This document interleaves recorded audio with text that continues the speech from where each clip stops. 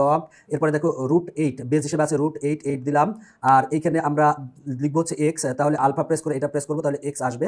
আর এটা যদি আমি সমস্ত ভাঙি তাহলে 3 তিরিক্ষে 9, 9 আর 1 যোগ করলে 10 হবে, 10 উপরে হবে আর নিচে হবে 3। তাহলে আমরা ইকুয়াল দিব, ইকুয়াল প্রেস করলাম করে 10/3 দিব, তাহলে আমরা উপরে দিব 10 আর নিচে দিব হচ্ছে 3 দিব। এবার শিফট ক্যাল প্রেস করে ইকুয়াল প্রেস করবো।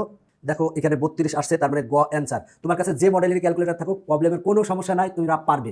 আর আমি এই এমসিকিউ গুলো সমাধান করাচ্ছি আমার ইজি হায়ার ম্যাথ বই থেকে।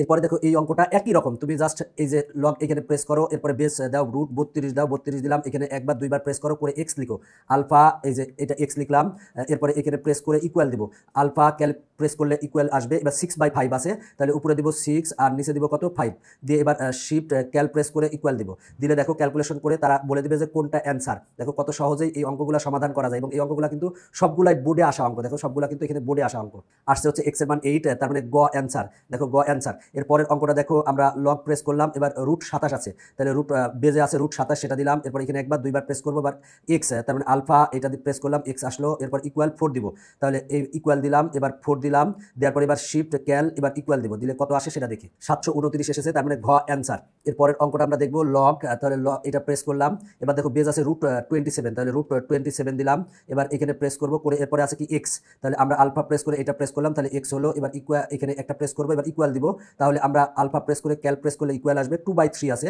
তাহলে উপরে দিব 2 আর নিচে দিব হচ্ছে 3। এরপরে আমরা শিফট ক্যাল প্রেস করে ইকুয়াল প্রেস করব, করলে আমরা এক্স এর মান পেয়ে যাব। দেখো এক্স এর মান 3 আসছে, তার মানে গ অ্যান্সার। এরপর আমরা এই অঙ্কটা সমাধান করাবো।